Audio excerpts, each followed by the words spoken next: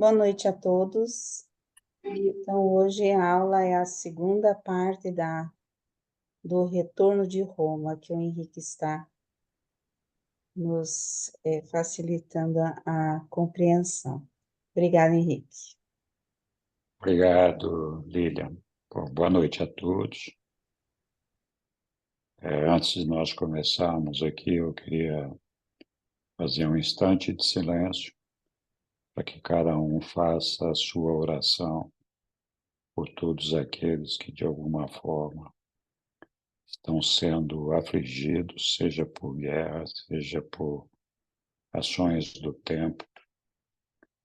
Então, vamos fazer um instantezinho de silêncio.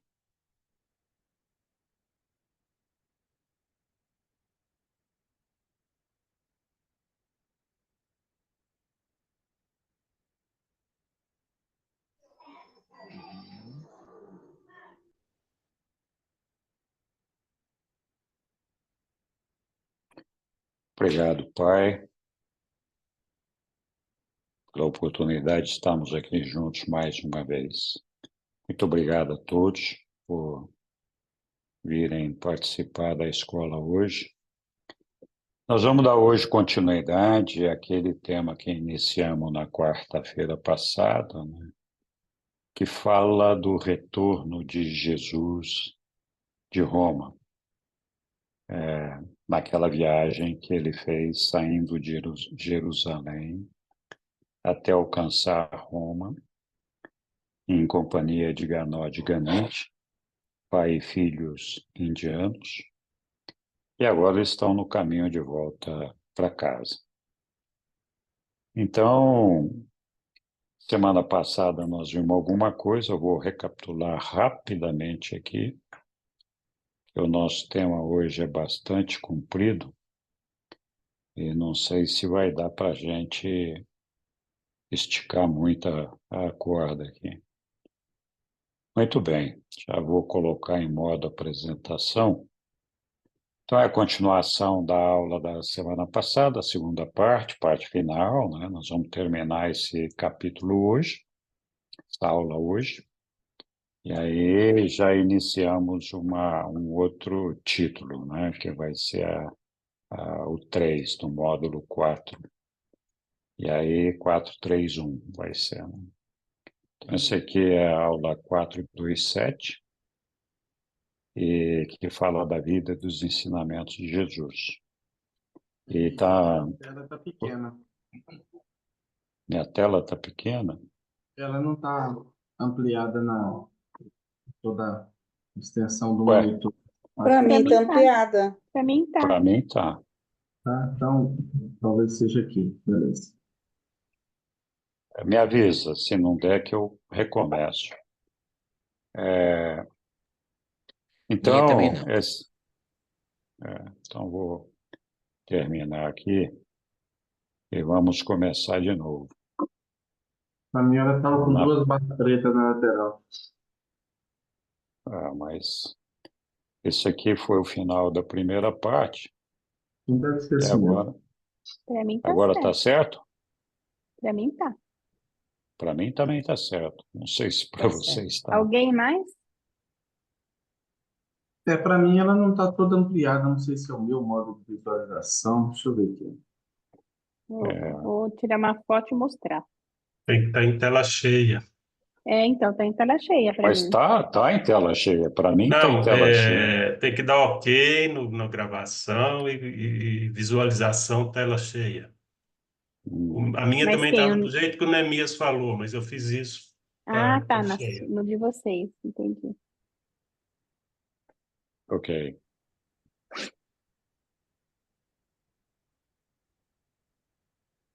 Muito bem. Neemias, vai avisando aí, mas eu acho que o problema está na sua máquina. Ok. Então, estamos aqui no módulo 4, aula 427, a última desse capítulo aqui, né? E vamos falar da vida e dos ensinamentos de Jesus, do retorno dele de Roma. Todo esse texto da primeira e da segunda parte da aula está lá no documento 133. Eu fiz aqui um pequeno resumo dos pontos mais evidentes, né, que nós encontramos na primeira aula, e pode ser que outros enxerguem ali coisas que eu não enxerguei, mas eu selecionei esses daqui como sendo os mais importantes, na minha opinião. Então, uma coisa que me chamou bastante atenção e que eu comecei falando a semana passada foi a execução por Jesus de seu plano de trabalho de disseminação dos ensinamentos. Eu coloquei seu plano de trabalho de disseminação entre aspas itálico, porque, na verdade, em lugar nenhum os reveladores falam que tinha um plano para isso, né? Jesus teria traçado um plano. Mas, ao longo dessa viagem, Jesus executou várias ações, né? Todas elas visando, assim, meio que catequizar as pessoas, matar a fome e a sede espiritual das pessoas, de forma que, por onde ele passou, ele deixou um rastro de esperança e de ensinamentos sobre o Pai e sobre nós, de como que nós podíamos alcançar o nosso Pai. E esse rastro de ensinamentos que ele estruturou, que ele montou, fazendo reuniões com várias pessoas, fizeram com que todas essas pessoas, ou a maioria das pessoas com quem ele teve contato, e que foram muitas, só em Roma foram mais de 500, ele teve ali em Roma contato com 32 líderes religiosos, 30 dos quais depois se reuniam periodicamente para formar pequenos grupos. Então, quando os apóstolos foram fazer a disseminação, era de se pressupor que eles provavelmente iriam alcançar Roma, posto que Roma era o centro do Império Romano, que era, naquela época, o centro geopolítico da sociedade humana. Então, foi ali que, principalmente, Jesus deixou muito dos seus ensinamentos, mas não só ali, como também em todas as passagens, todas as cidades por onde eles passaram. Então, para mim, Jesus esteve ali trabalhando ativamente na convicção que aquele ensinamento que ele estava ministrando ia facilitar o trabalho futuro de seus apóstolos. Então, essa é uma opinião pessoal minha, não está escrito ali claramente nas revelações, mas é o que eu consigo entender, né? E aí, admitindo que essa hipótese fosse real, a gente poderia levantar um monte de outras perguntas, mas que eu não vou nem fazer aqui para não tumultuar o negócio, já tumultuei o bastante. Então, os pequenos grupos que haviam conhecido a Jesus em Roma reuniram-se pelo interesse comum nos ensinamentos dele, até que chegaram, né, os primeiros pregadores da religião cristã em Roma.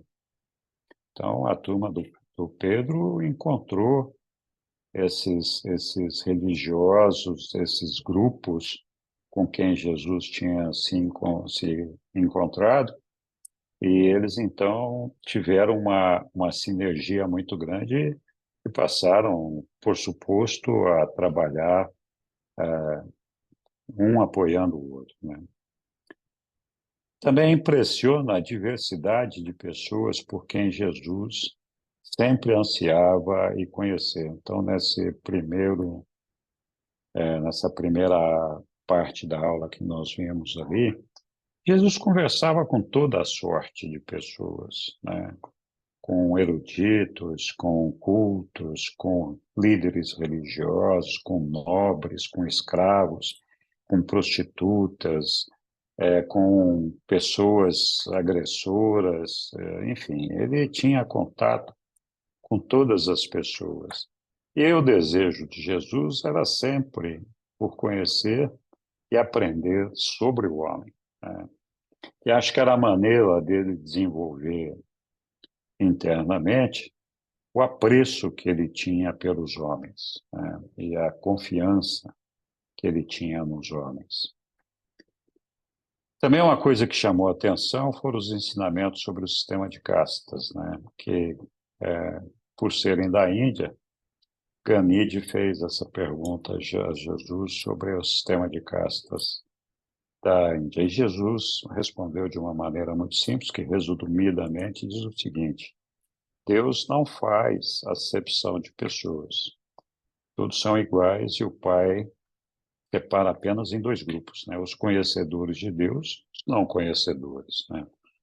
Então, esse sistema de castas, para Deus, não tem valor nenhum, não tem significado nenhum. Pode ter entre os homens, e às vezes até a sociedade humana justifica por que isso deveria existir, mas, na verdade, para Deus isso não faz diferença, né? E a prova disso é que o nosso ajustador do pensamento está em todas as mentes humanas capazes de escolher aqui em Urante. Então, se Deus habita todas as mentes, ele habita a mente de toda a população urantiana que tem uma capacidade de escolher, ter uma mente, né? Seja branco, preto, vermelho, amarelo, mulher, homem, homossexual, bandido, padre, enfim, tudo. O Pai está ali na mente de todo mundo, acompanhando a cada um desses seres.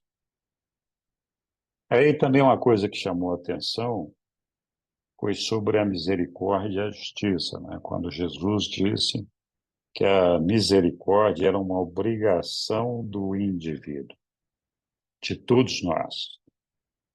Foi muito claro com relação a isso, dizendo que o indivíduo tem que ser misericordioso. E sempre que a misericórdia for exigida, ele deve colocar essa misericórdia em ação.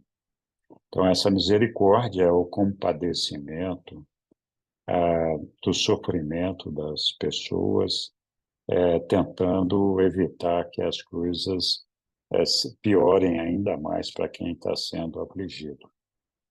Então, não impor, né, uma aflição a ninguém, tentar aliviar a aflição de todas as pessoas.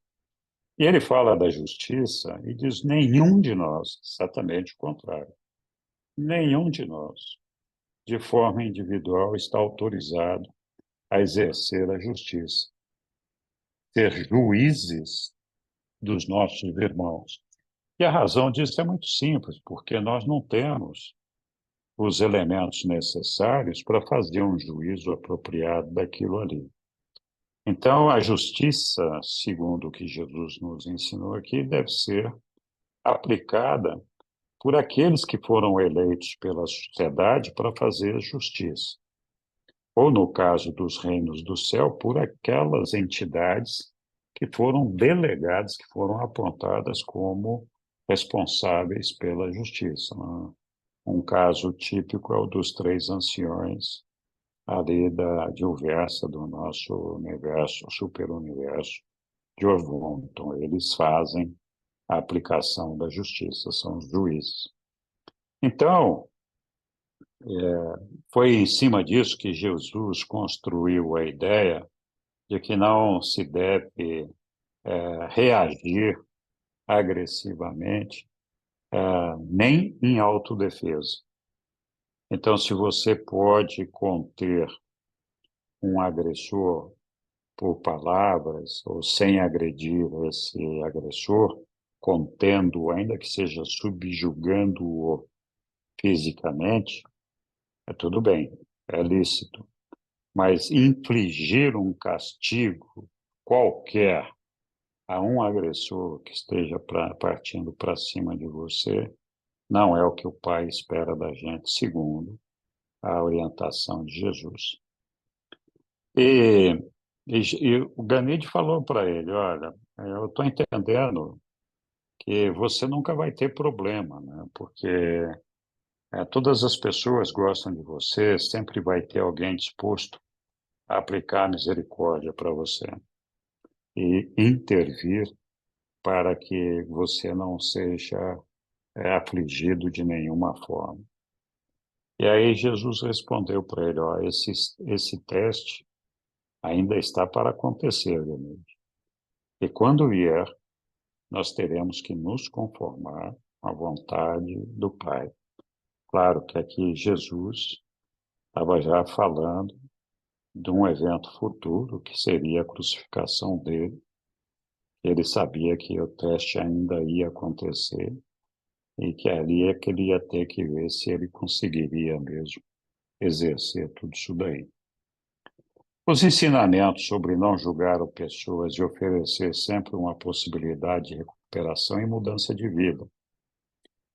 Então, aquela ideia de justiça, de julgamento, se aplica a todas as pessoas que cruzam o nosso caminho. Nós deveríamos sempre ter um olhar para as pessoas de compaixão e de tentar entender por que as pessoas agem de uma determinada forma.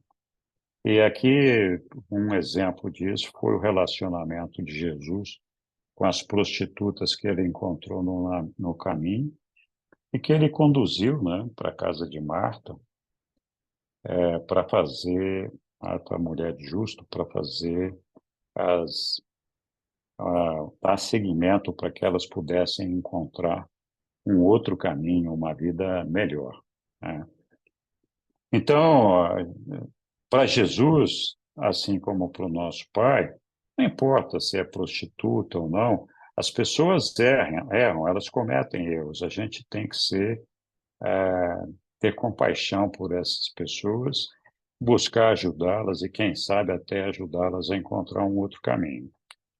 Jesus continua executando o seu plano para preparar o terreno dos seus apóstolos durante toda a viagem dele, né? Onde ele passou em todas as cidades que estavam de Roma até chegar a Jerusalém, e, por exemplo, em Corinto. Então, esse plano de ficar contatando pessoas e formando uma base de apoio para os seus apóstolos, inclusive para Paulo, que não era apóstolo de Jesus, mas que, juntamente com Pedro, deu os fundamentos da igreja cristã. Então, Paulo atuou mais ali na Grécia, em outras áreas ali. Então, Jesus ali também formou um séquito de seguidores que depois receberam muito bem a todos esses novos pregadores que implantaram o cristianismo. Uma coisa curiosa também é que Jesus não se permitia ir ao banho público pela promiscuidade que havia neles. Então, Jesus não condenava a pessoa da prostituta ou daqueles que eram promíscuos. Jesus tentaria recuperar essas pessoas, mas ele reprovava tudo que era errado, né? E ele não participava de coisas erradas, na opinião dele. Então, nesses banhos públicos que havia nas cidades, que era, na verdade, uma festa de sexo e outras fantasias, Jesus não entrava, não participava, ele não se misturava com esse público, né? Então, só para a gente entender que Jesus podia ser tolerante e respeitoso, ter compaixão pelo pecador, mas ele não participava de nenhuma ação que envolvesse, na opinião dele, aquilo que trazia um rebaixamento da sua moral, da sua divindade.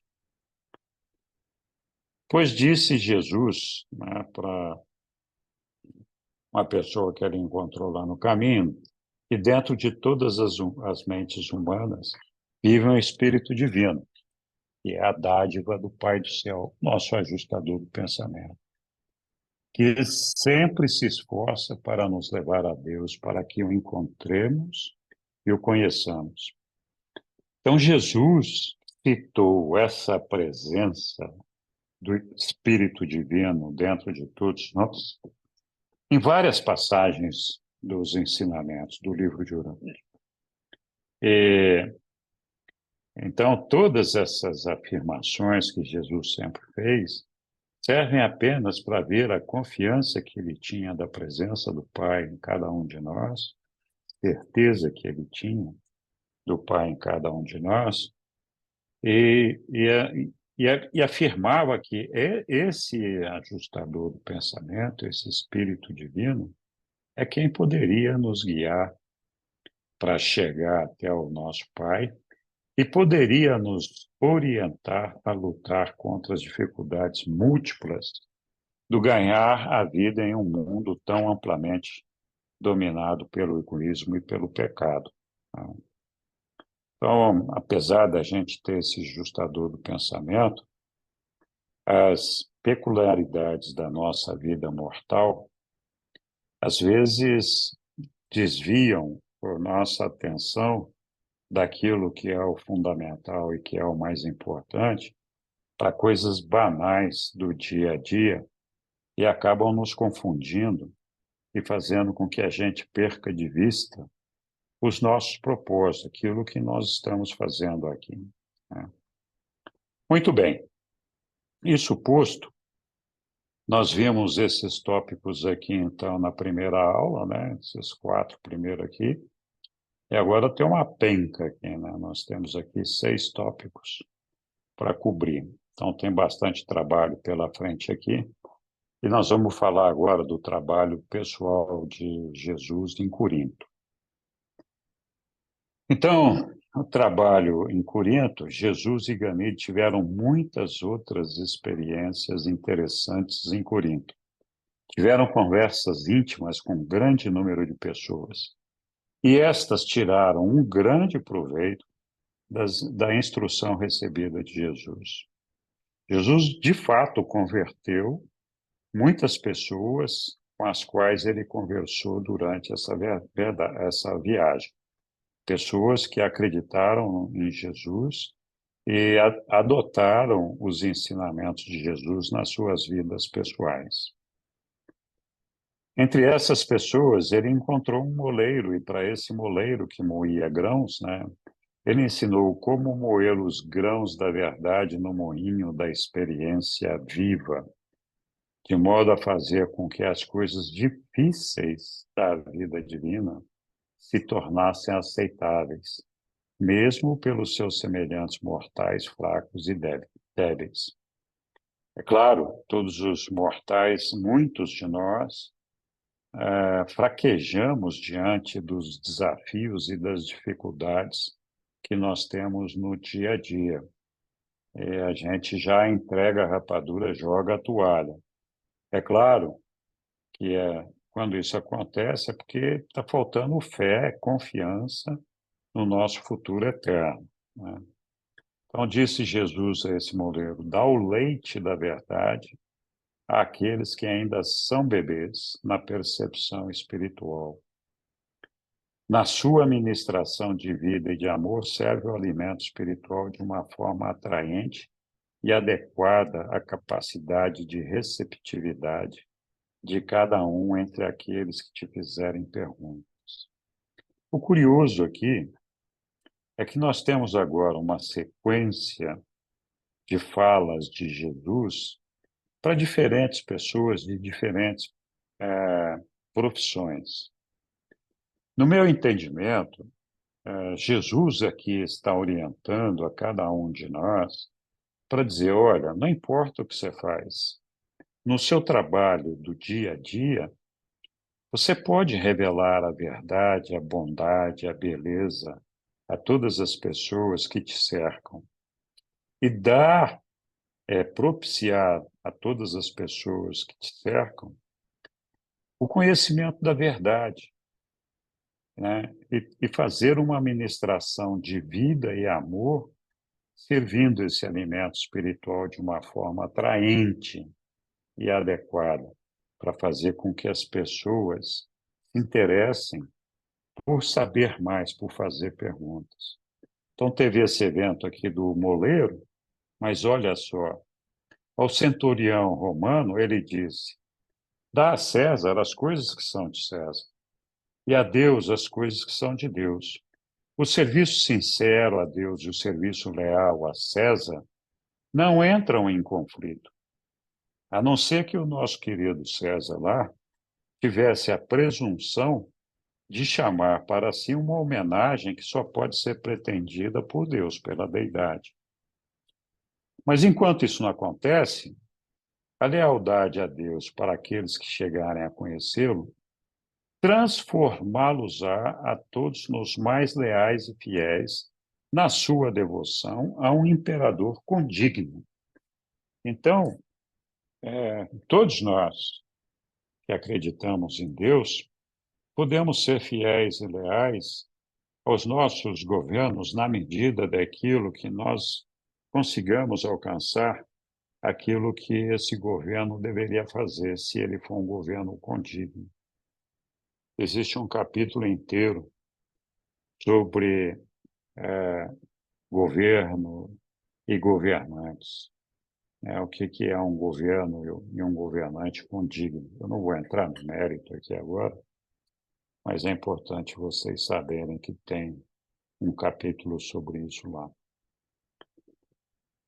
Além disso, ele foi seguindo adiante, ele encontrou um líder do culto mitraico e Jesus disse: olha, fazes bem em buscar uma religião de Salvador eterna, que é a religião mitraica. Mas tu te enganas ao buscar uma verdade assim gloriosa entre os mistérios tecidos pelos homens nas filosofias humanas.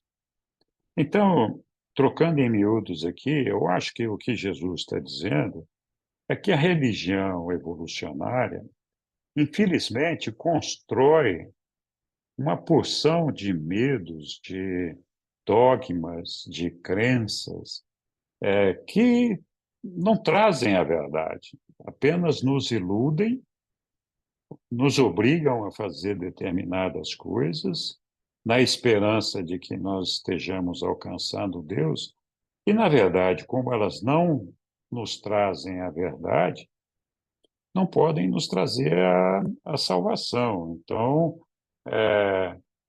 quantos de nós não ficamos procurando lá o galinho de arruda, o pé de coelho, o pé de cabra, a folha de trevo, sei lá eu o quê, e quantas outras magias nós buscamos fazer, cumprindo promessas e uma porção de outras coisas, e tudo bem, nós estamos exercendo uma religião. E, claro, é melhor fazer isso do que não fazer nada. Mas nós temos que buscar a religião da salvação. É essa religião que nós estamos seguindo, que vai nos levar à salvação. É um engano, então, buscar uma verdade gloriosa nessas religiões tecidas pelos homens, nas filosofias humanas. A gente tem que tomar cuidado. E é por isso que a revelação é importante, porque a revelação é o que nos dá a oportunidade de colocar na lupa os pontos da religião evolucionária que estão saindo da curva e nos fazer com que a gente tente colocar os pés na realidade da religião do nosso Pai, que é muito mais simples do que nós sempre pretendemos. Eu sempre disse, né, e acho que essa é a mensagem que eu aprendi sobremaneira de Jesus, é de que o ensinamento do nosso Pai, que não tem fórmula mágica, não tem botões para serem apertados, não tem rituais, não tem nada, é muito simples, né? Que é reconhecer o nosso Pai, Deus, nosso Pai, tê-lo verdadeiramente como um pai e amar a todos os nossos irmãos como Jesus nos amou. Essa é a única coisa que nós temos que fazer. Todo o resto é lero-lero. É buscar pelo em ovo, buscar alternativas, buscar enganação de que estamos buscando uma forma de encontrar a Deus e de cumprir ritos e coisas que certamente vão produzir uma mudança substancial no nosso ser. Nunca isso vai acontecer. A única maneira da gente ter uma mudança substancial no nosso ser é justamente reconhecer ao nosso Pai como nosso Pai, ter fé nele, confiança nele, acreditar que ele está do nosso lado, ter plena confiança de que nós vamos alcançá-lo e estar com ele, e que, sendo filhos dele, todos os homens são os nossos irmãos. Aqui entra aquela história da misericórdia, da justiça, todo aquele negócio. Mas um caminhão de outras porcarias que nós acumulamos nas nossas vidas, né? Então é fundamental a gente buscar a nossa salvação interna na simplicidade do ensinamento de Jesus. Atenção, eu estou falando da simplicidade, porque é muito simples saber o que Jesus estava nos passando. Filhos de Deus e irmãos, todos nós. Nem Jesus, nem eu estou dizendo que isso é fácil de ser feito. Na verdade, é um desafio gigante, onde a maioria do povo, a maioria das pessoas, buscam escapar com medo e com do trabalho, do esforço que é requerido de cada um de nós para exercer essa simples ordenação de Jesus, esse simples conselho de Jesus, né? Então, ser fiel a Deus, ser leal a Deus, não é uma tarefa fácil. E amar os nossos irmãos também não é a tarefa fácil. E a única maneira da gente conseguir isso é fazendo a nossa evolução espiritual e confiando plenamente no nosso Pai. Então, esse é o ponto, né? Nós devemos deixar de nos enganar com todas essas coisas que nós buscamos. Não, porque a minha mente funciona assim, tem o subconsciente, tem o consciente, a gente tem que fazer uma terapia disso, uma terapia daquilo, que a gente vai encontrar Deus. Eu acho que nós temos que, sim, cuidar da saúde mental, fazer as terapias que tiver que fazer os tratamentos que a gente tenha que fazer para manter uma saúde mental, mas eu garanto, e Jesus também, que fazer terapia mental não vai ajudar ninguém a encontrar Deus. Esqueça, você tem que buscar Deus no seu coração. Todas as outras fórmulas servem para a gente buscar maneiras de melhorar a nossa saúde, a nossa qualidade de vida aqui, mas não acrescentam absolutamente nada ao nosso espírito. Então, esse entendimento, que eu às vezes repito com ênfase, de repente até sou meio chato com esse negócio, é importante. Nós temos que enxergar as coisas com a simplicidade que Jesus nos passou. De novo, simplicidade. Não é fácil, é uma tarefa gigantesca. Poucas pessoas conseguem fazer. Então, vamos lá. Continuando aqui.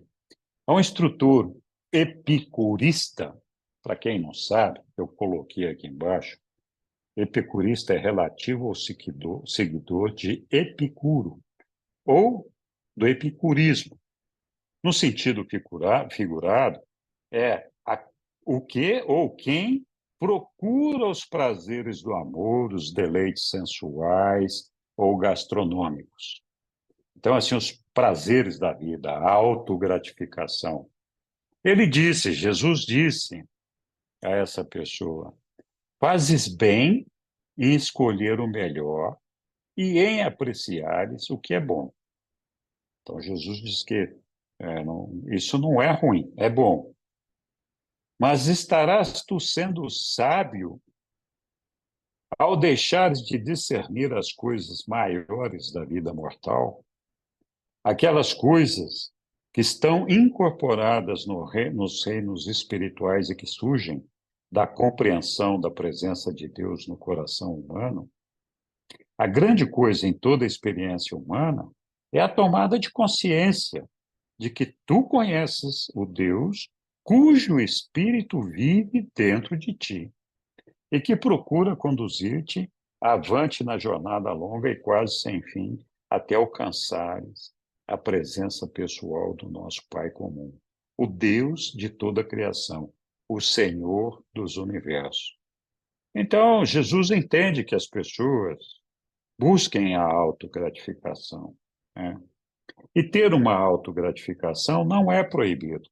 O que é proibido é a gente se transformar num escravo da autogratificação, a ponto de nos conduzirmos em nossa vida no dia a dia só buscando a autogratificação, deixando todas as coisas espirituais e o reino de Deus e a vontade de alcançar a Deus e fazer a vontade do nosso Pai de lado. Então, quando isso acontece, o que nós estamos fazendo é desistindo da nossa eternidade, desistindo da nossa meta de alcançar a Deus e de sermos perfeitos como Ele é. E nós trocamos essa meta, esse destino, por um prazer momentâneo aqui no nosso meio. E eu repito, é válido, a autogratificação não é proibida, mas a autogratificação não pode te impedir de buscar a elevação espiritual e a compreensão de Deus. Então, bastante importante esse ponto.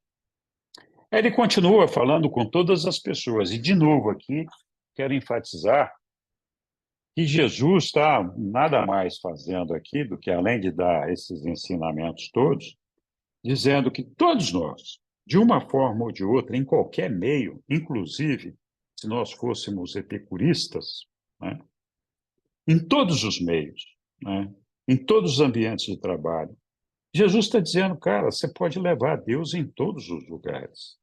Você pode atuar como filho de Deus em qualquer situação, né, com todas as pessoas que estão à tua volta. Basicamente, o recado subliminar aqui é esse, né?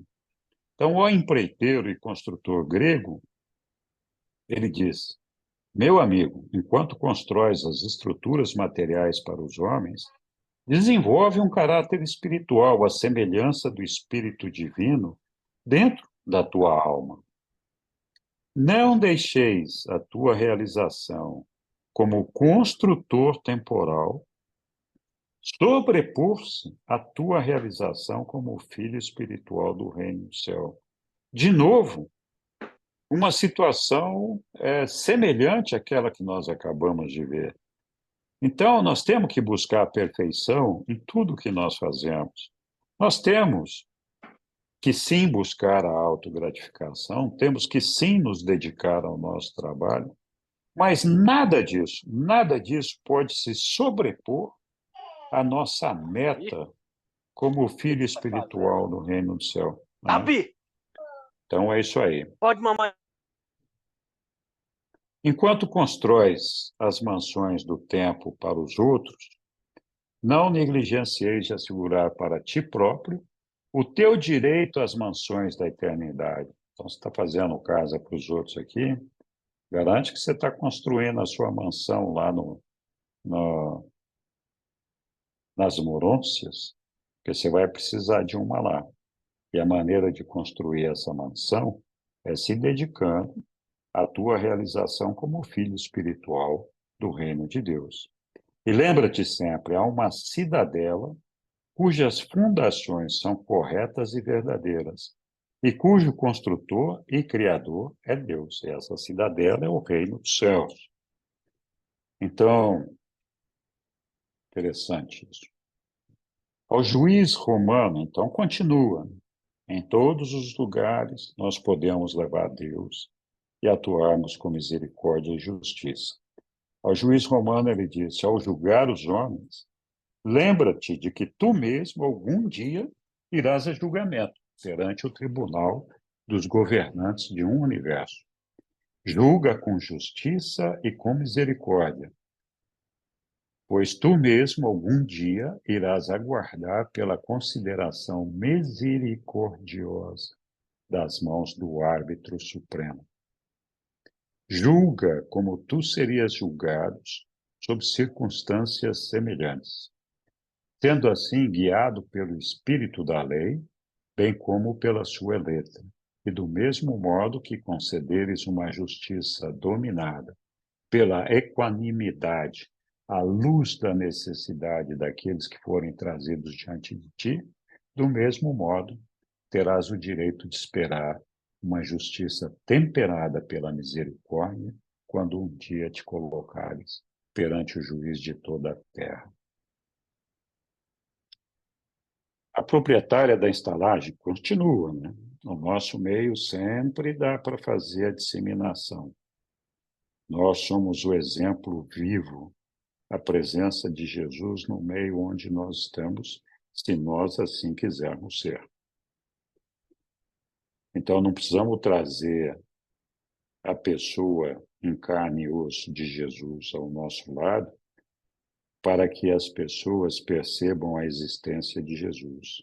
Nós precisamos viver a experiência de Jesus, espelhar Jesus e refletir ver Jesus na nossa pessoa, para que as pessoas que estão à nossa volta possam perceber a existência de Jesus e Jesus possa continuar atuando ativamente aqui entre nós, por meio do Espírito da Verdade e por meio do nosso testemunho pessoal. A proprietária da estalagem grega lhe diz, ministra a tua hospitalidade como alguém que entretém os filhos do Altíssimo.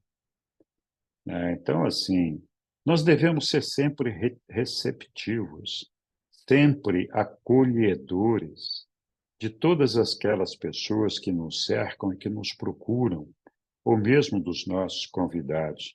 É fundamental que a gente atribua a todas essas pessoas a importância da dignidade humana, a importância de filho de Deus, a importância de nosso irmão no espírito. Então, essa hospitalidade que Jesus está falando aqui cabe muito bem para todos nós na hospitalidade do nosso coração, de recebermos as pessoas, a todas elas, como se fossem os filhos do Altíssimo, né? Eleva a monotonia da tua lida diária aos níveis elevados das belas artes, por intermédio da compreensão cada vez maior de que tu ministras Deus às pessoas em quem Ele reside, por meio do Espírito dele que desceu para viver dentro dos corações dos homens. Mais uma vez aqui, Jesus, falando da presença do nosso Pai dentro de nós. E busca com isso transformar as mentes e guiar as almas dessas pessoas até o conhecimento do Pai do paraíso, o Pai de todas essas dádivas outorgadas pelo Espírito Divino. Continuamos aqui, né? Jesus teve conversas com um mercador chinês e Jesus recomendou a ele: adora apenas a Deus, que é o verdadeiro ancestral do teu espírito. Aqui é preciso notar, chama a atenção, que Jesus estava falando com um mercador chinês. Por que Jesus teria falado isso para ele?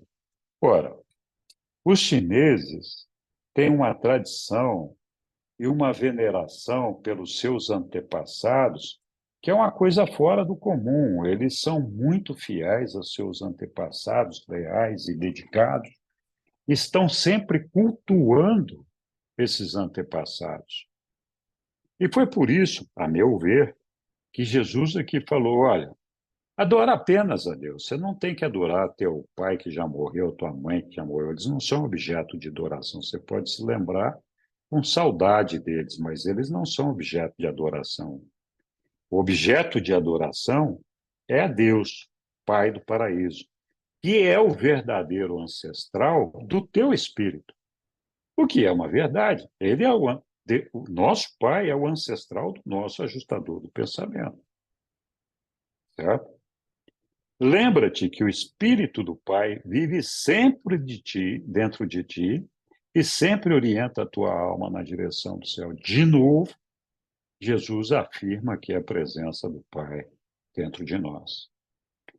Se tu seguires as orientações inconscientes desse espírito mortal, aqui eu destaquei orientações inconscientes, porque a gente conversa com o nosso ajustador, mas a gente, pelo menos eu, a maioria de nós, não escuta a resposta.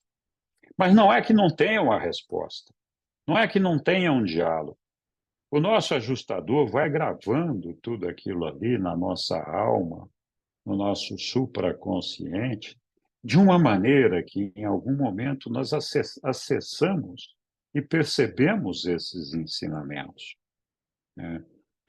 Eles não estão claramente visíveis para nós, nem transparentes aos nossos olhos ou audíveis pelos nossos ouvidos, mas essa orientação inconsciente desse espírito imortal chega até nós. Se nós desejarmos manter uma conexão com ele e dedicarmos a esse ajustador o tempo e o desejo de alcançá-lo que nós deveríamos dedicar. Então, esteja certo de continuar no caminho elevado de encontrar a Deus. E quando tu alcançares o Pai no céu, será porque ao procurá-lo, tu te tornaste mais e mais como ele. Aí ele se despediu do Shang, o chinês aqui, né? E continuou a sua viagem. E aí, de novo, ele encontrou mais uma pessoa aqui, né? Um viajante vindo da Bretanha. Disse, meu irmão, percebo que buscas a verdade. O cara estava viajando buscando a verdade. Pois sugiro-te pensar na possibilidade de que o Espírito do Pai, de toda a verdade, possa residir dentro de ti. De novo, Jesus aqui dizendo, olha, o Espírito do nosso Pai está dentro de você. Acho que ele enfatiza bastante isso, para ver se cada um de nós acabamos por nos convencer de que, pela boca de Jesus, essa é uma verdade na qual nós deveríamos ter fé e acreditar. Por acaso já tentaste sinceramente conversar com o espírito da tua própria alma? E é essa pergunta que eu entendo que Jesus está fazendo para mim e para cada um de nós.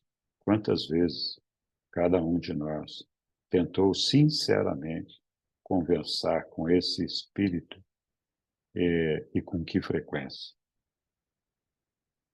E como que nós fazemos isso, né? Uma tal coisa é, de fato, difícil e muito raramente leva à consciência do êxito, que é aquilo que nós estávamos falando. Então, pode conversar com ele, mas o diálogo é pouco provável que vá acontecer. Mas toda tentativa sincera da mente material de comunicar-se com o seu espírito residente sempre alcança algum êxito. Não obstante, a maioria dessas magníficas experiências humanas deva permanecer como um registro, né, supraconsciente nas almas desses mortais cientes de Deus. Ok. Continuamos aqui, ainda no trabalho de Jesus em Corinto, e aí apareceu mais uma figura aqui, né? Um garoto em fuga, Jesus disse. Esse garoto estava fugindo do que nem ele sabia, fugindo dele mesmo. Jesus disse, lembra-te que há duas coisas das quais tu não podes fugir, de Deus e de ti próprio. Então, a gente pode fazer as conjecturas que quiser, constituir a ilusão que quiser, criar as fantasias que quiser, mas nós não conseguimos escapar de Deus e de nós mesmos. Podemos fazer o que quiser, a gente pode se auto-enganar, mas nós nunca vamos conseguir fugir de Deus e de nós mesmos. Para onde quer que possas ir, levar-te-ás contigo a ti próprio e ao Espírito do Pai Celeste que vive dentro do teu coração. De novo, a afirmação do ajustador. Meu filho, para de tentar enganar a ti próprio. Isso ele está falando para mim e acho que para todos nós. Para de tentar te enganar a ti próprio. Estabelece-te na prática corajosa de encarar os fatos da vida, apoia-te firmemente na segurança da filiação a Deus e na certeza da vida eterna, como eu te ensinei. Ok. Ele não fazia discriminação. Todo mundo que ele cruzava tinha uma conversa para trocar e para nos mostrar como que a gente pode influenciar o nosso meio. Ao criminoso condenado, ele disse no último momento, meu irmão, tu caíste no caminho do mal. Tu te perdeste no teu caminho e te emaranhaste nas malhas do crime. Conversando contigo, bem sei que não planejaste fazer as coisas que acabaram por custar-te a tua vida temporal. Então, o cara foi condenado à morte. Mas fizeste esse mal, e os teus semelhantes julgaram-te culpado e determinaram que morresses. Tu não podes, nem eu, negar ao Estado esse direito de autodefender-se da maneira que for da sua própria escolha. Mais uma vez aqui, ele atribui ao Estado o direito de julgar as pessoas para assegurar a autodefesa da sociedade. Mas ele continua, saindo do terreno material aqui, há um juiz a quem podes apelar, pedindo que te perdoe e que irá julgar-te segundo os teus reais motivos e o melhor da tua intenção. Não tema encontrar o julgamento de Deus. Se o teu arrependimento é genuíno e sincera a tua fé, o fato de o teu erro trazer em si a pena de morte imposta pelo homem não prejudica a possibilidade que tua alma tem de obter a justiça e desfrutar da misericórdia perante as cortes celestes. Lá atrás, na primeira aula, eu falei, Deus endossa, aceita a justiça que é praticada pelo Estado, independentemente dela ser a mais correta ou não. É claro que ele não gosta de tudo que nós atribuímos à justiça. Muitos erros que são cometidos. Mas Deus diz que essa é a maneira do Estado buscar a proteção e a autodefesa da sociedade, e tudo bem, está ok com Deus. Mas o fato de uma pessoa ter sido condenada pelos homens não significa que ela não possa sobreviver se perdoada pelos Altíssimos, perdoado por Deus. Então, cuidado, porque muitas vezes a gente faz julgamentos, né? Para essa pessoa vai queimar no inferno. Talvez, nós não sabemos, só Deus sabe disso.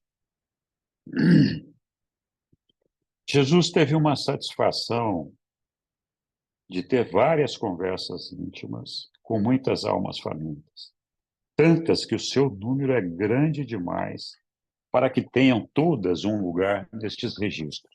Os 3 viajantes muito apreciaram a permanência em Corinto, e à exceção de Atenas, que era mais renomada como um centro educacional, Corinto foi a cidade mais importante da Grécia durante esses tempos romanos, e nos 2 meses que passaram nesse centro comercial em florescimento. em florescimento.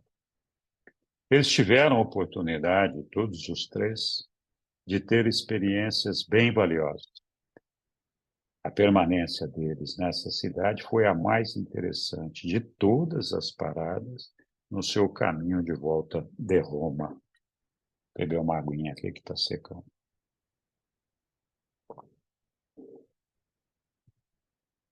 Pessoal, fiquem à vontade para me interromper se acharem necessário. Ronaldo tinha muitos interesses em Corinto, mas finalmente os seus afazeres terminaram e eles prepararam-se para velejar até Atenas. Viajaram em um pequeno barco que foi carregado por via terrestre de um porto até outro em Corinto, a uma distância de 16 quilômetros. Com isso, nós terminamos o trabalho pessoal em Corinto e vamos aqui, né, continuar no nosso documento, que fala agora, desta vez aqui. Opa, tem uma barra me atrapalhando aqui. Acho que aqui vai.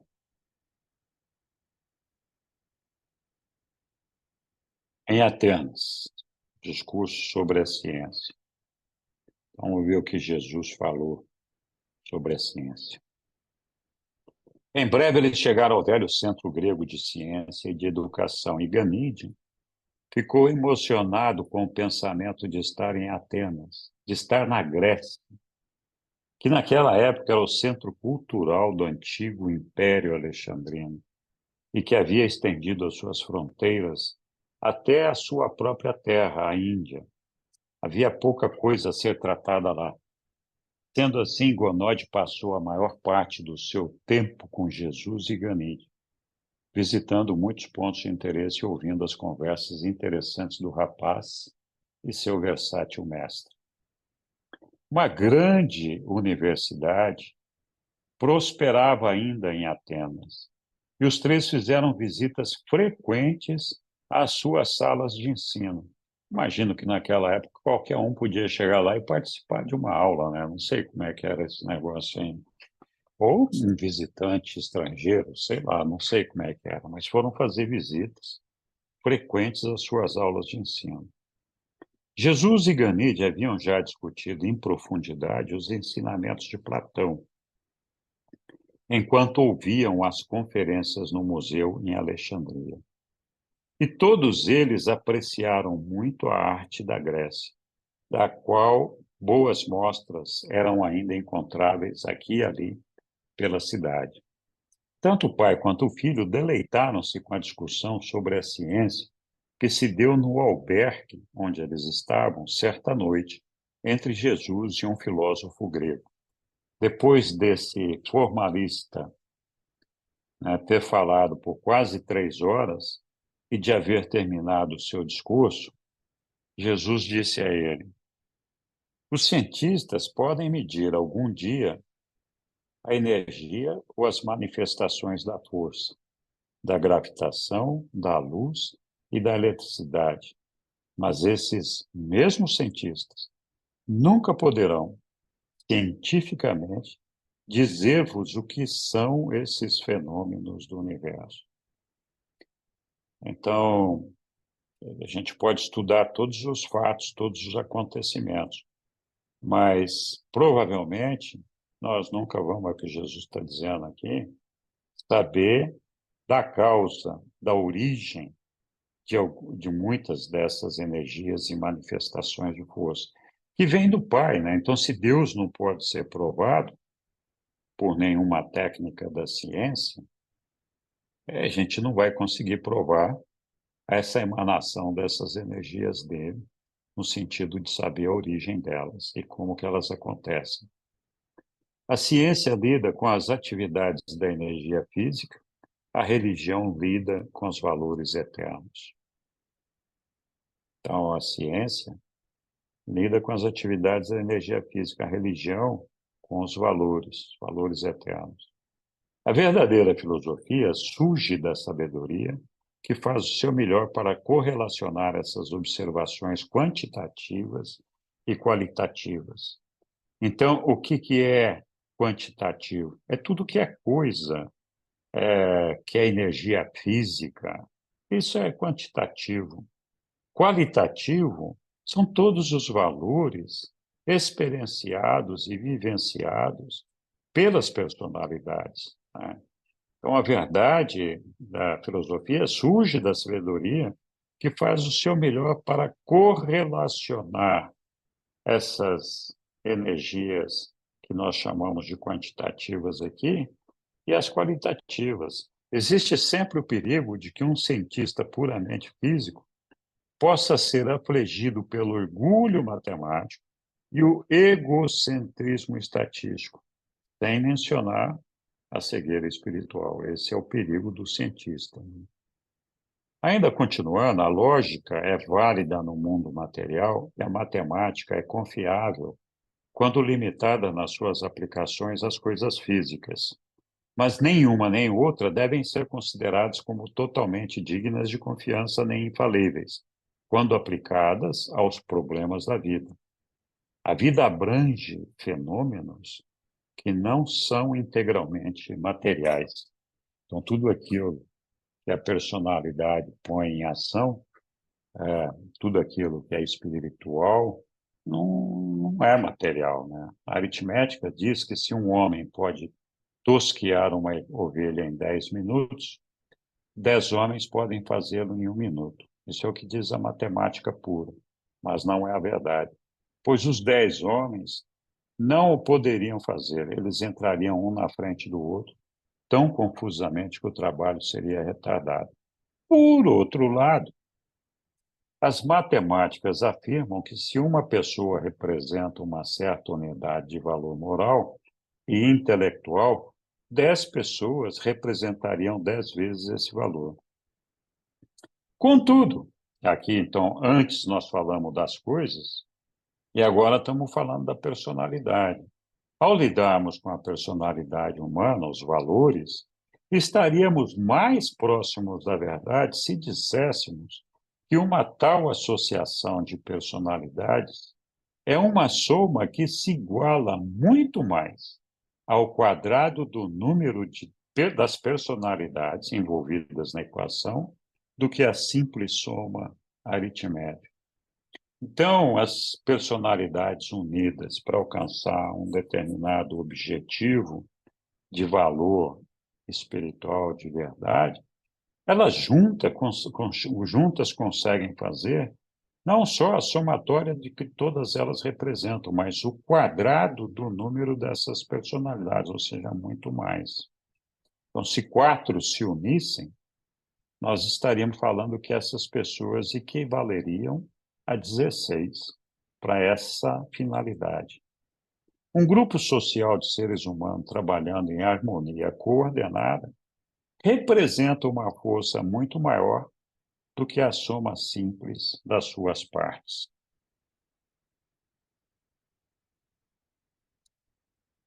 A quantidade pode ser identificada como um fato, transformando-se assim em uma uniformidade científica. A qualidade, sendo uma questão de interpretação mental, representa uma estimativa de valores e deve, por isso, permanecer como uma experiência do indivíduo. Então, cada indivíduo acumula esses valores em decorrência da sua experiência e não tem 2 indivíduos que acumulem os mesmos valores dessa mesma experiência. Cada um vai assimilar aquilo de um jeito.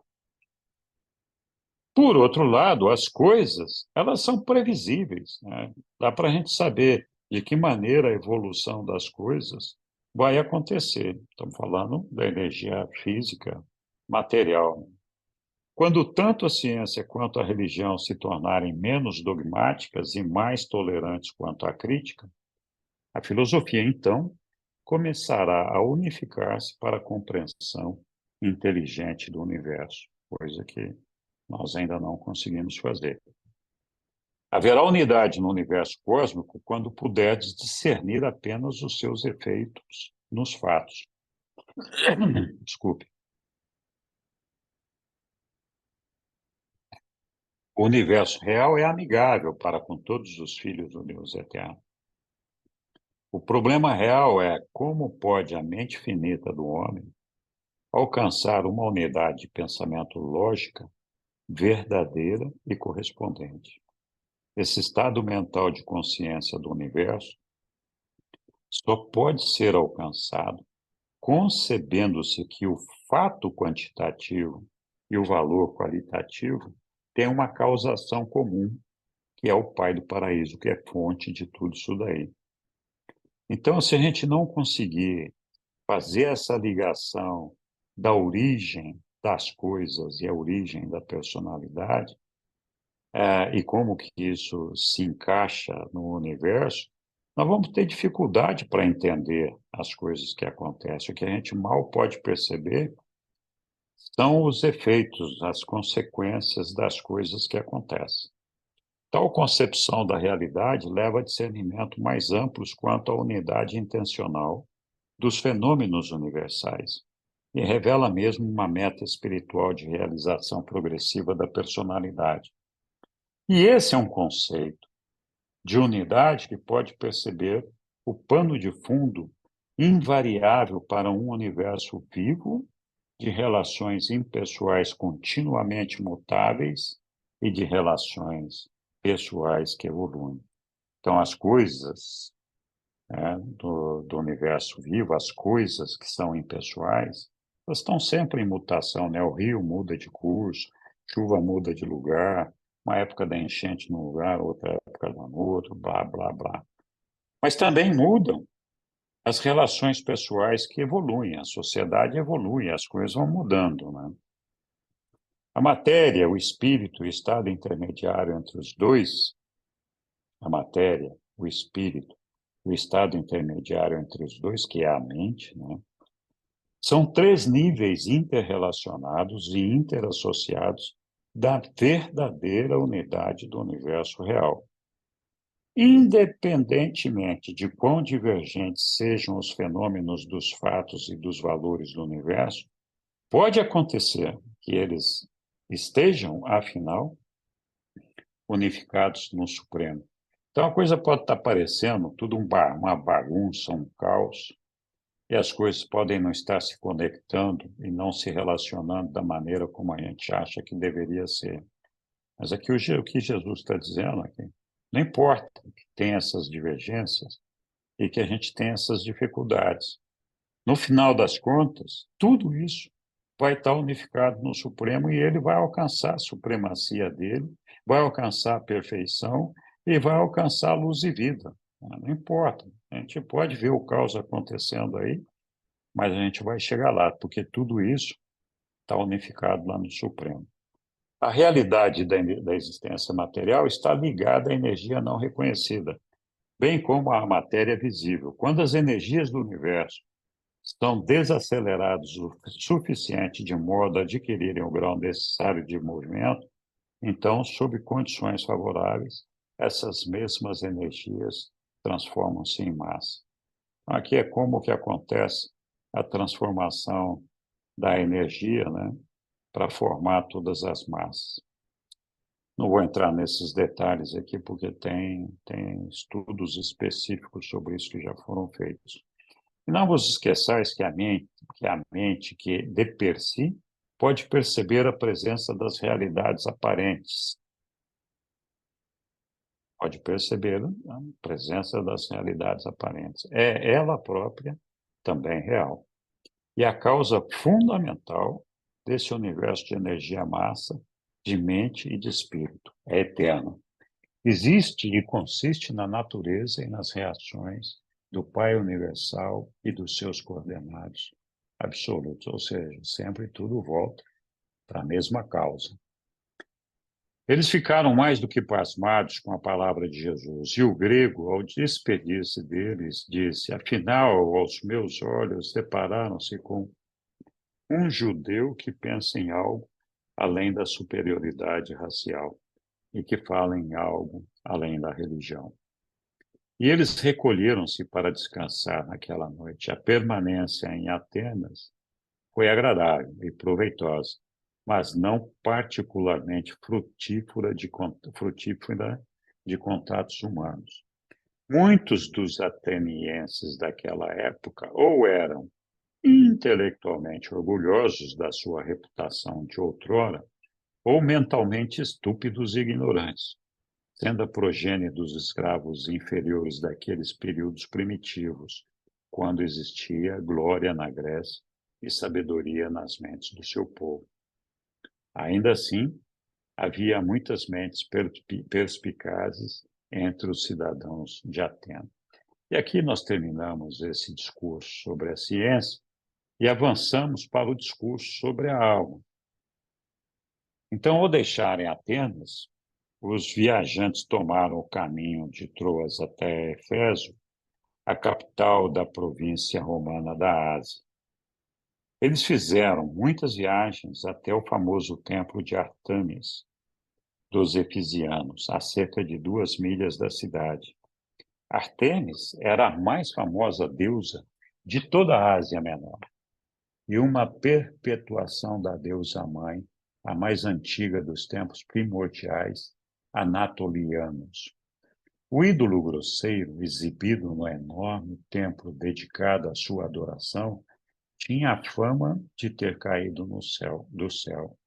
A gente tem vários ídolos que a gente acredita, né, que apareceu do nada, do céu, não sei, né, aquelas coisas. Então, fazemos a adoração dessas coisas também. Nem toda a educação que Ganede teve, no sentido de respeitar as imagens como símbolo da divindade, havia sido erradicada, e ele pensou que seria ótimo comprar um pequeno relicário de prata em honra a essa deusa da fertilidade da Ásia Menor. Quem de nós já não gastou dinheiro para comprar um ídolo, né? Naquela noite, eles falaram longamente sobre a adoração de coisas feitas pelas mãos humanas. Aqui eu consigo ler claramente a mensagem que Jesus me manda aqui. Vamos lá. Ao terceiro dia da sua estada, eles caminharam ao longo do rio para observar a dragagem da boca do porto. Ao meio-dia, falaram com um jovem fenício que estava com saudades de casa e um tanto desalentado.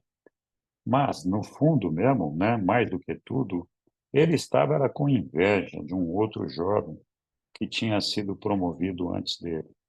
E Jesus disse-lhe palavras de conforto e citou um velho provérbio hebreu: as qualidades de um homem lhe valem o seu lugar e o levam até os grandes homens. Ou seja, o lugar onde eu estou é o resultado das minhas qualidades. Eu posso almejar para achar que estou sendo injustiçado, mas as qualidades do que eu sou é que me colocam no lugar onde eu estou. E esse lugar onde eu estou é o que me permite contatar sempre os grandes homens, que são todos aqueles que, de alguma forma, estão acima de mim. Ok. Continuando aqui. O cristianismo assegurou seu começo, né, em Éfeso, em grande parte por intermédio dos esforços de Paulo, que residiu lá por mais de 2 anos, produzindo tendas para viver e fazendo palestras sobre religião e filosofia todas as noites na sala principal de audiências da escola de Tirano. Havia ali um pensador progressista ligado à escola local de filosofia, e esse grego erudito finalmente perguntou-lhe o que ele queria dizer com alma, e Jesus respondeu: a alma é a parte do homem que reflete o eu, que discerne a verdade e percebe a parte espiritual do homem, e para sempre que eleva o ser humano acima do nível do mundo animal. Essa é a alma. Quem tem alma está enquadrado aqui. Quem não constrói a sua alma está lá no mundo animal. A autoconsciência em si e por si mesma não é a alma. importante a gente perceber isso daqui, porque a gente faz muita confusão com essas coisas. A autoconsciência em si mesma não é a alma. A consciência moral é a verdadeira autorrealização humana e constitui o fundamento da alma humana, essa consciência moral. E a alma é aquela parte do homem que representa o valor de sobrevivência potencial para a experiência humana. Ou seja, sem alma, não tem sobrevivência. A escolha moral e a realização espiritual, a capacidade de conhecer Deus e o impulso de ser igual a Ele, são características da alma. É a alma que atua em nós dessa forma. A alma do homem não pode existir sem o pensamento moral e a atividade espiritual. Uma alma estagnada é uma alma moribunda. Então, tem que prestar atenção. Nós temos que evoluir sempre para chegar no Pai. Se a gente parar no metade do caminho, depois de já ter evoluído tanto, parar ali na metade do caminho, nós não vamos chegar no Pai. Se não vamos chegar no Pai, nós não vamos para lugar nenhum, somos moribundos. Mas a alma do homem é distinta do Espírito Divino que reside dentro da mente. De novo, aqui Jesus fala do Espírito Divino que reside dentro da mente. E que a alma é uma coisa diferente disso. O Espírito Divino chega simultaneamente com a primeira atividade moral da mente humana. Nós também já aprendemos isso lá atrás, por volta dos 5 a 6 anos de idade. E esta é a ocasião do nascimento da alma. Ou seja, quando a ajustador do pensamento vem nos residir, significa que ali nasceu a nossa alma. Porque o ajustador do pensamento, o Pai, é quem tem a possibilidade, usa a autoridade para construir essa alma, desde que a gente permita ou autorize que ele assim o faça. Então, o fato dele vir residir a nossa alma é porque nós demos a primeira, na nossa mente, é porque nós demos a ele a primeira autorização, que foi a primeira escolha pelo bem. Então, com isso, o Espírito Divino chega, se aboleta ali na nossa mente, e ali ele estabelece o início da nossa alma. Então, todos nós, cidadãos de Urântia, estamos no pior cenário, né?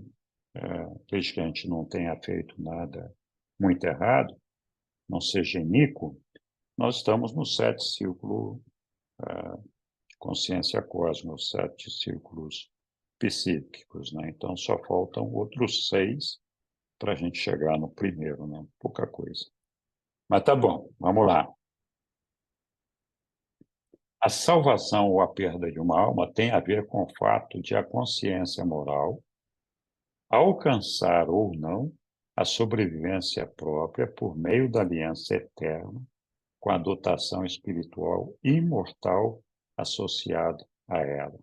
E é justamente essa associação com o nosso espírito ajustador do pensamento. Então, nós temos que nos aliar a ele. A salvação é a espiritualização, a autorrealização da consciência moral. Por meio da espiritualização, a consciência moral torna-se possuidora do valor de sobrevivência.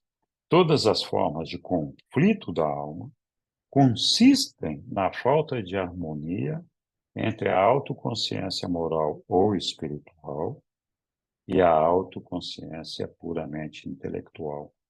Ou seja, que a nossa mente, o nosso intelecto tem que estar alinhado com essa influência espiritual e ser por ele coordenado.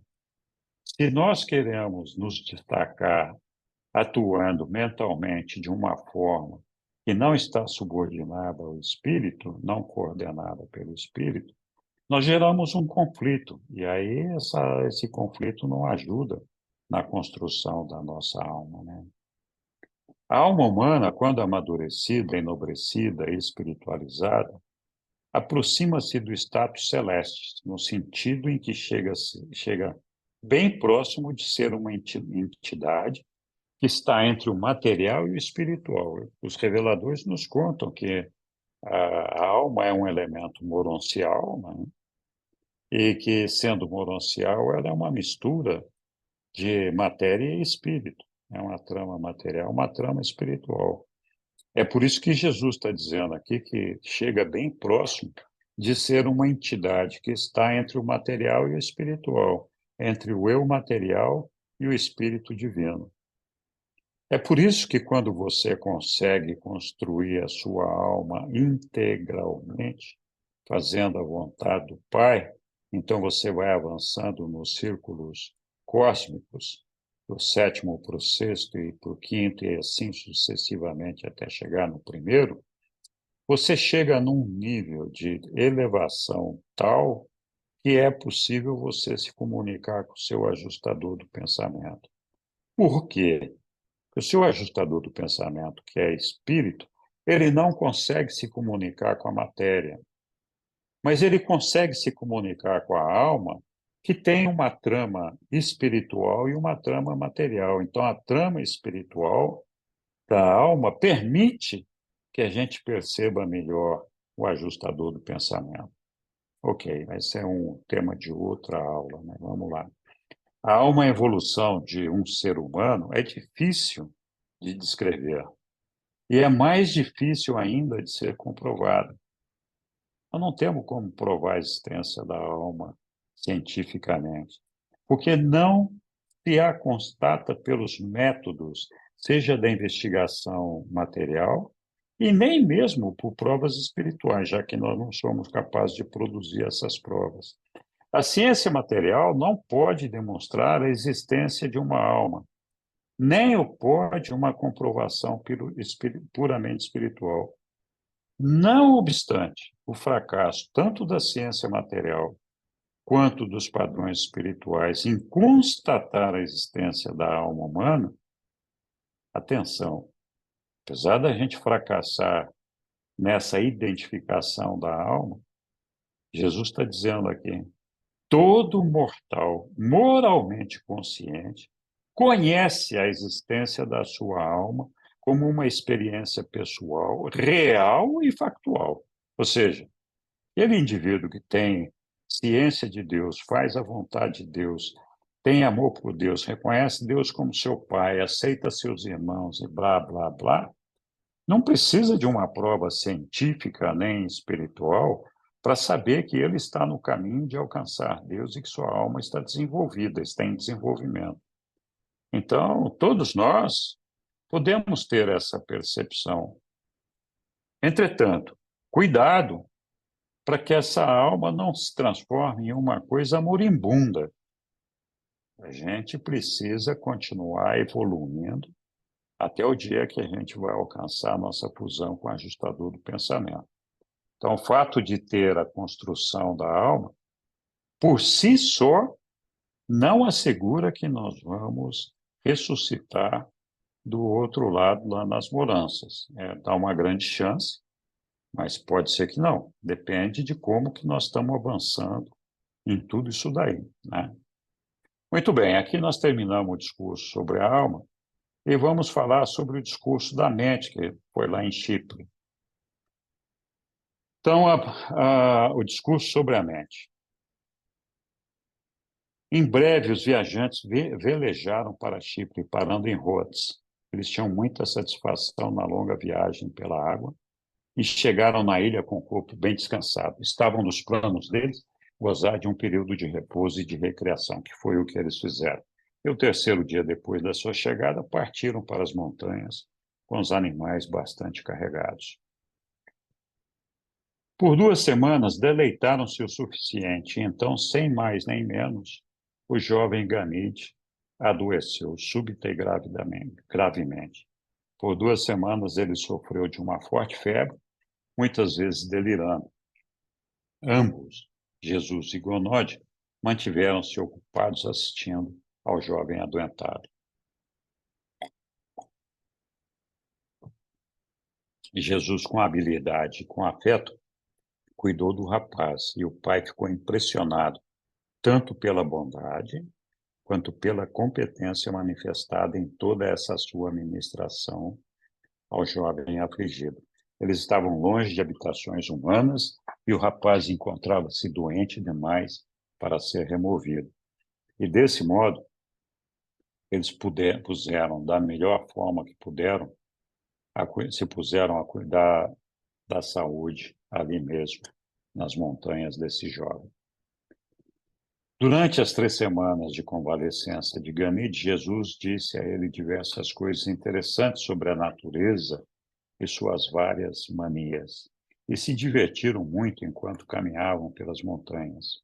O rapaz sempre fazendo perguntas e Jesus sempre respondendo. E o pai maravilhado com tudo aquilo. Ok.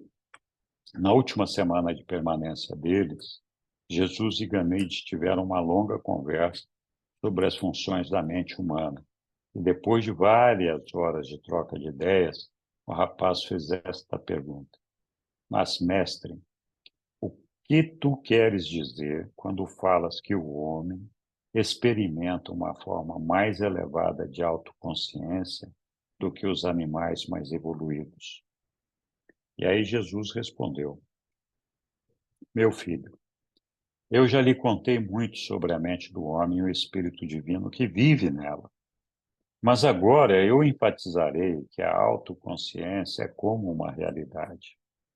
A autoconsciência é como uma realidade. Se qualquer animal pudesse tornar-se autoconsciente, ele transformar-se-ia em um homem primitivo. A realização da autoconsciência resulta de uma coordenação de funções entre a energia impessoal e a mente, que recebe o espírito. E esse fenômeno que garante a dádiva de um ponto focal absoluto para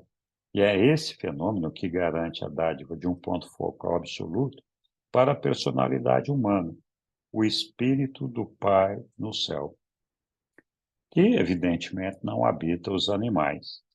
As ideias não são simplesmente um registro das sensações.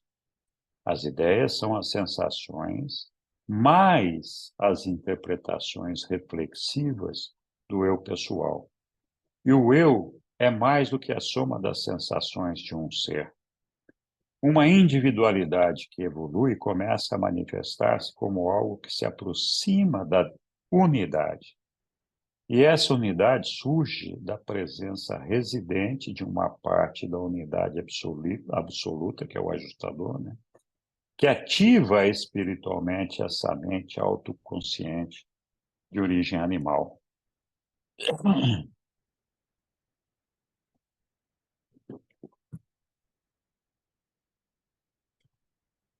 Continuando aqui o discurso da mente. Nenhum mero animal poderia possuir por si só a consciência do tempo. Então, nenhum animal por si tem consciência do tempo, né?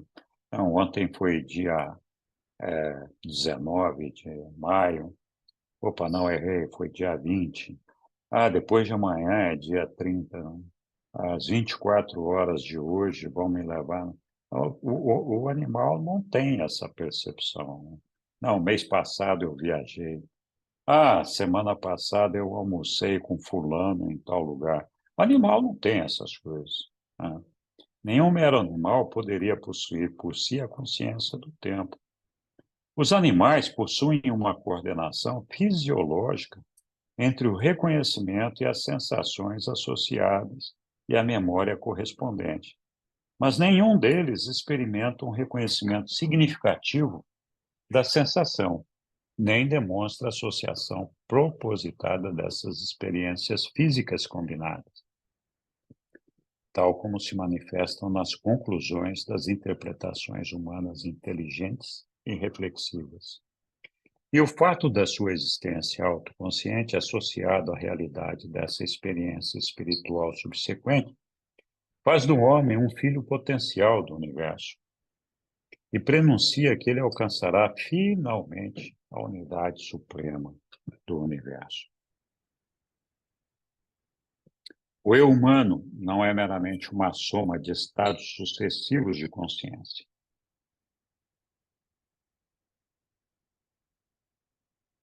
Sem o funcionamento efetivo de uma consciência que seleciona e associa, não existiria unidade suficiente a garantir a sua designação como uma individualidade. Não sendo unificada, essa mente dificilmente poderia atingir os níveis de consciência do status humano. Se as associações de consciência fossem meramente um acidente, as mentes de todos os homens, então, exibiriam associações descontroladas e feitas ao acaso, próprias mesmo de certas fases da loucura mental. Então, essas sensações que nós vivenciamos na nossa consciência, elas não são um mero acidente, né? E elas estão interassociadas, não são casuísticas, nem descontroladas, senão a gente estaria atuando como um louco. Uma mente humana edificada apenas com a consciência das sensações físicas não poderia jamais alcançar níveis espirituais. É fácil de saber por quê, né? Porque está focado no que é material e completamente afastado do espírito. Uma espécie assim de mente material seria totalmente desprovida do sentido dos valores morais e estaria sem uma direção espiritual dominante, que é tão essencial para a realização da unidade harmônica da personalidade no tempo e que é inseparável da sobrevivência da personalidade no espaço. Então, sem esse ajustador do pensamento na nossa mente, nós certamente seríamos apenas um animal. A mente humana começa muito cedo a manifestar qualidades supramateriais. O intelecto humano verdadeiramente reflexivo não é de todo tolhido pelos limites do tempo. Os indivíduos diferem pelas suas atuações na vida, e isso indica não apenas as dotações variáveis de hereditariedade e as influências diferentes do meio ambiente, mas também o grau de unificação com o espírito residente do Pai, que pode ter sido alcançado pelo eu na medida de identificação de um com o outro. Então, além das diferenças hereditárias que nós temos e as diferenças que são provocadas pelo meio ambiente de cada um de nós vive, também o grau de unificação que nós conseguimos para nós mesmos, né, com esse espírito residente do Pai, provoca uma diferenciação que faz com que a gente tenha uma percepção diferente um do outro. Opa! A mente humana não suporta bem o conflito da submissão dupla, né? Várias vezes, em vários lugares, se falou disso. Então, é uma tensão muito severa para a alma submeter-se às experiências do esforço de servir tanto ao bem quanto ao mal. A mente supremamente feliz e unificada de um modo eficiente é aquela dedicada integralmente a fazer a vontade do Pai nos céus. Então, o estado de felicidade é uma sensação, é uma emoção que a gente experiencia na nossa mente, na nossa alma, no nosso ser. E essa felicidade, Jesus está dizendo aqui, ela só pode ser alcançada de uma maneira unificada e de modo eficiente se a criatura for totalmente dedicada e integralmente a fazer a vontade do Pai nos céus. Ou seja, nós podemos buscar todas as autogratificações que nós quisermos aqui na Terra. Nós vamos ter prazeres momentâneos, mas nada disso vai assegurar a nossa felicidade. Os conflitos não resolvidos destroem a unidade e podem culminar na ruptura da mente. Então, se a gente não resolver se vai servir ao bem ou se vai servir ao mal, enquanto nós estivermos trabalhando para os dois, nós vamos ter um conflito, né?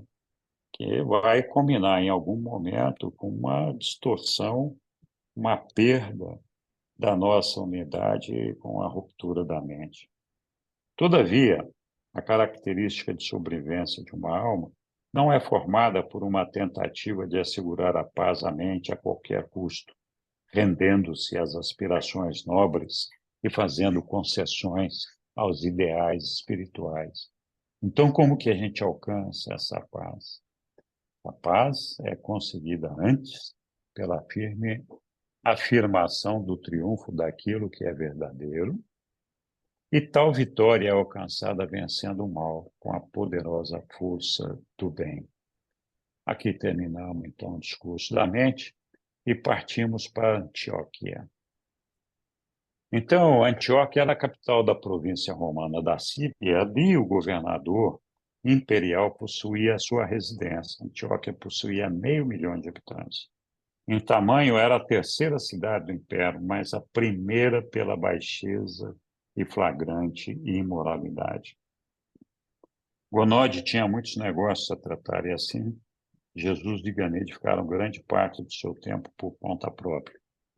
Eles visitaram tudo nessa cidade poliglota, exceto o bosque de Daphne. Gonode e Ganide visitaram esse notório santuário da vergonha, mas Jesus recusou-se a acompanhá-los. As cenas lá não eram tão chocantes para os indianos, mas eram muito repelentes para um hebreu idealista, no caso Jesus, né? Jesus tornou-se mais calmo e pensativo ao aproximar-se da Palestina e do final da sua viagem. Ele já estava chegando perto de casa. Ele conversou com poucas pessoas na Antioquia e pouquíssimas vezes ele passeou pela cidade. Depois de muito perguntar por que o seu mestre manifestava tão pouco interesse pela Antioquia, Ganide finalmente induziu Jesus a dizer: esta cidade não está longe da Palestina. Talvez eu volte aqui algum dia. Ganide teve uma experiência muito interessante lá. Esse jovem tinha comprovado ser um aluno capaz e já havia começado a fazer uso prático de alguns ensinamentos de Jesus. Havia um certo indiano ligado ao negócio de seu pai na Antioquia, que tinha se tornado tão desagradável e tão descontente com que o seu desligamento estava sendo cogitado. Quando Ganide ouviu isso, colocou-se no lugar de seu pai de negócio e teve uma longa conferência com esse compatriota seu. Esse homem sentia que tinha sido colocado no negócio errado. Ganide disse a ele sobre o Pai dos céus e, de muitos modos, ampliou a visão que tal homem tinha da religião. Entretanto, de tudo o que Ganide disse, a citação de um provérbio hebreu causou maior bem, e a palavra de sabedoria foi: o que quer que a sua mão encontrar para fazer, faça-o com todo o seu poder. Depois de preparar as bagagens para a caravana de camelos, eles passaram em Sidom e dali foram para Damasco. E depois de 3 dias estavam prontos para a longa trilha pelas terras do deserto. Aqui terminamos esse capítulo curtinho e vamos para a reta final aqui da Mesopotâmia. Então, a viagem da caravana atravessando o deserto não era uma experiência nova para esses homens viajados, depois que Ganide tinha observado seu mestre ajudar a carregar os 20 camelos. E, pelo visto, fazendo-se voluntário para dirigir os animais, ele exclamou: mestre, há alguma coisa que tu não consigas fazer? E Jesus apenas sorriu, dizendo: o mestre, com certeza, não deixa de ter as suas honras aos olhos de um aluno aplicado. E assim, eles partiram para a antiga cidade de Ur.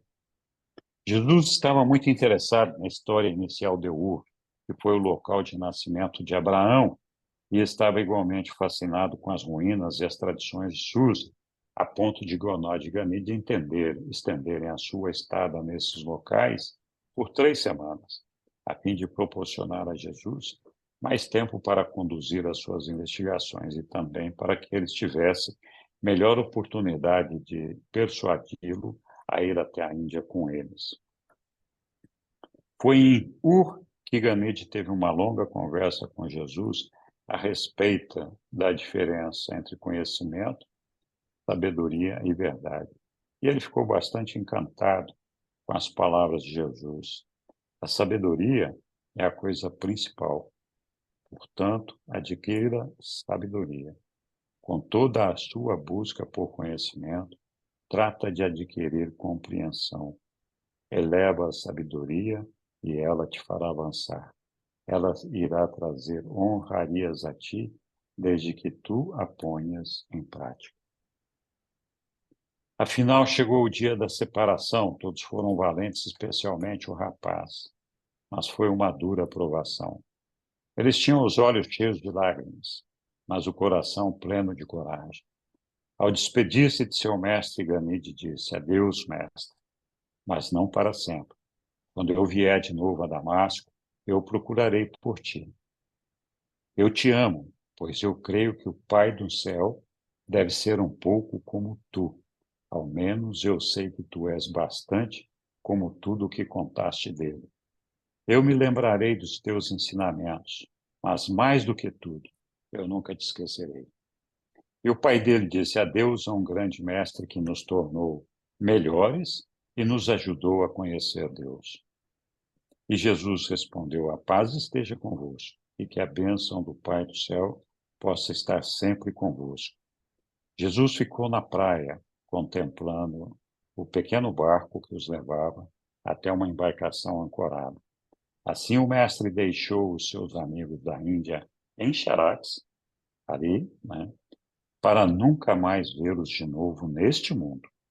E também eles não chegaram nunca a saber, neste mundo, que o homem que mais tarde apareceu como Jesus de Nazaré não era senão o mesmo amigo a quem eles tinham acabado de deixar, Joshua, o mestre deles.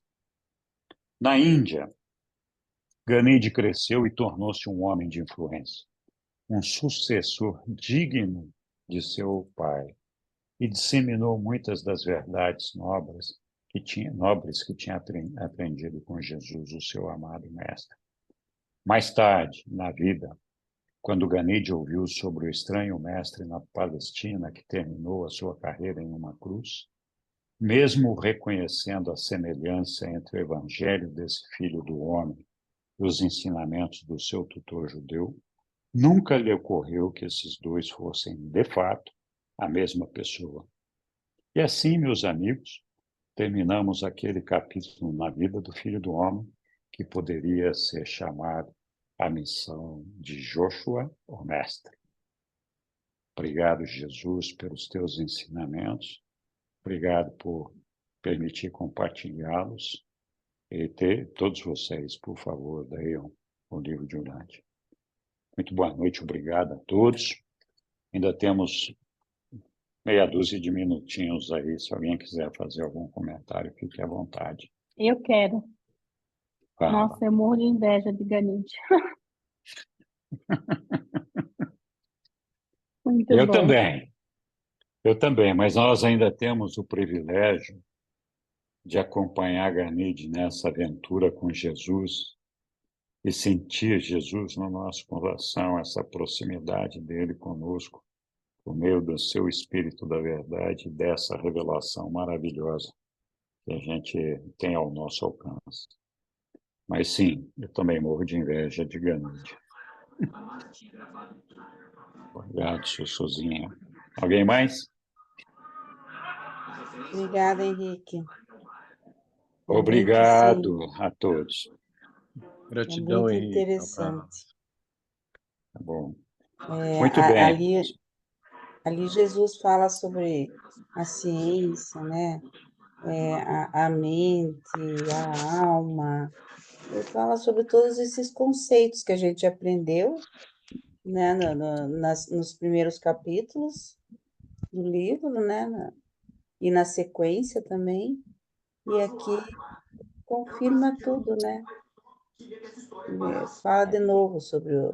E fala sempre, né, sobre o Espírito de Deus que habita dentro das pessoas. É muito importante isso, né? Que ele fala sobre esse Espírito de Deus que para eles, que para muitos deveria ser uma descoberta diferente.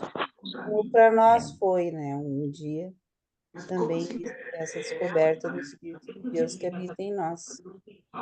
É verdade. Sobre a diferença também, né? Que os animais Uhum. não têm alma e que isso é muito confundido atualmente, né? Mas que os seres Sim, humanos, através da autoconsciência, eles desenvolvem a alma. Muito legal, muito exatamente. obrigada, Henrique. Muito obrigado a Jesus, muito obrigado a todos vocês. É importante a gente perceber esse alinhamento, essa afinidade das falas de Jesus com todos os ensinamentos que a gente encontra no livro de Urante, né? Então, nós estudamos a mente, estudamos a personalidade, estudamos todas essas coisas lá atrás, foram nos dadas pelos reveladores em diferentes momentos, e depois vem Jesus ratificando todos esses conceitos, sem contradição. Então, é muito legal, eu fico realmente maravilhado por ver essa harmonia, essa sintonia que existe entre esses seres celestiais, em especial Jesus e o nosso Pai maravilhoso do paraíso. Então, é muito bom a gente perceber esse alinhamento e ter a confirmação de tudo aquilo que a gente vai aprendendo. Um aspecto que nós ainda temos uma consciência, temos autoconsciência, mas uma consciência talvez limitada e um pouco distorcida, ou um pouco meio que incrédula sobre o nosso ajustador do pensamento, né?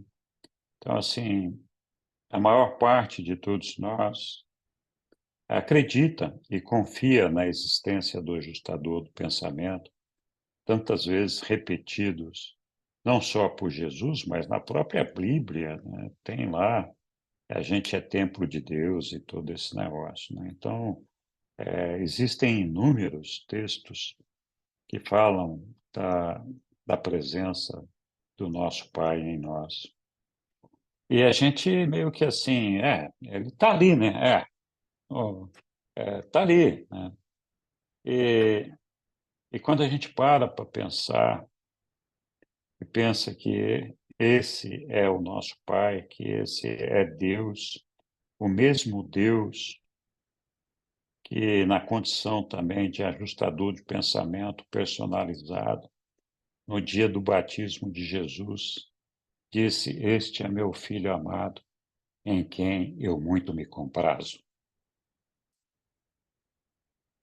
Nós temos um igualzinho.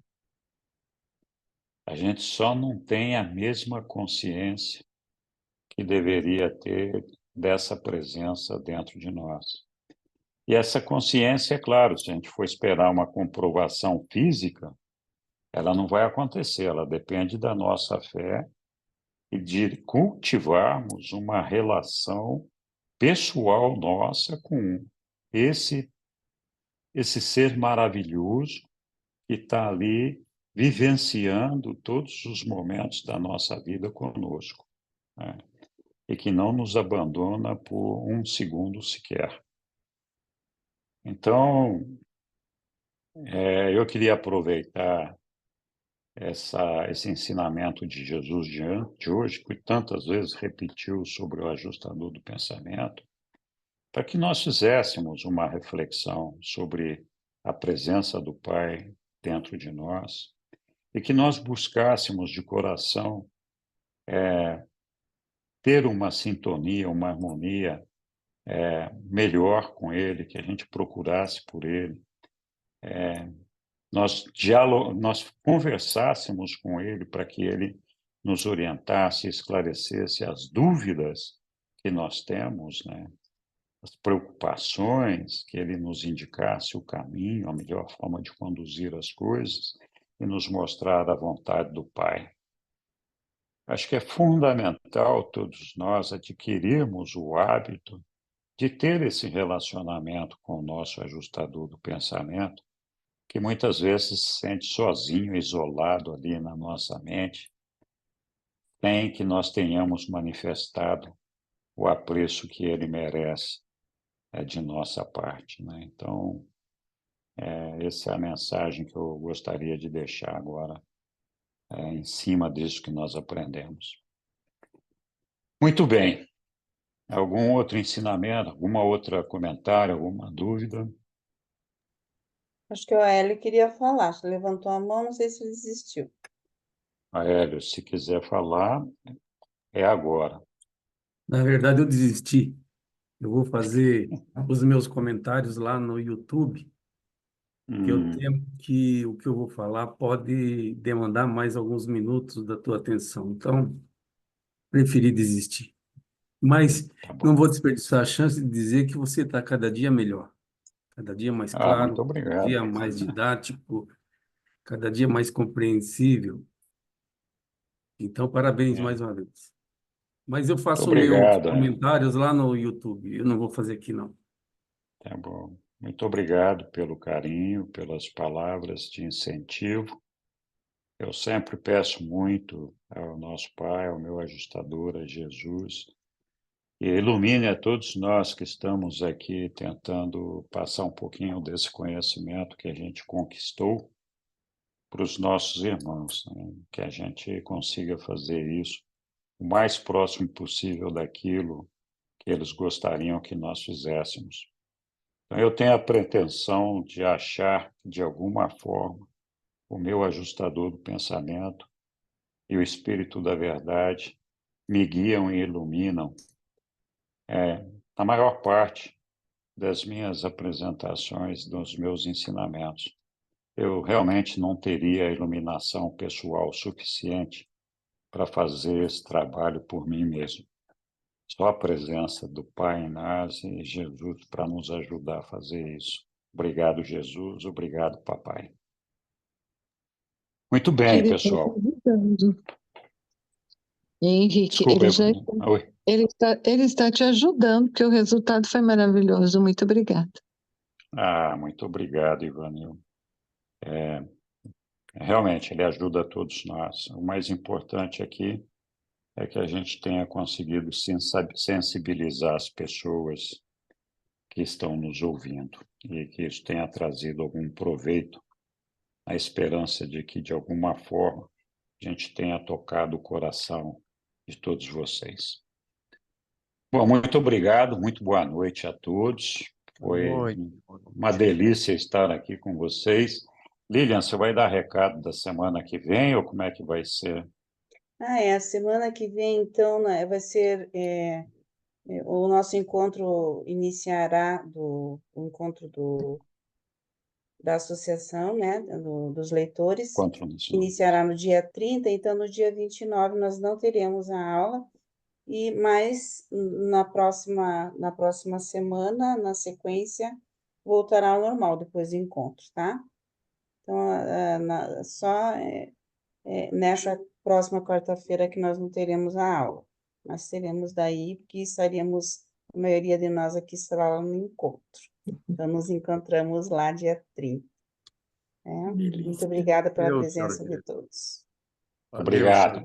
Boa noite a todos, obrigado. Abraço. Um abraço. Boa noite, obrigada. Boa noite, Boa gratidão. noite, obrigado. Boa noite a todos. Boa noite. Boa noite. Boa noite.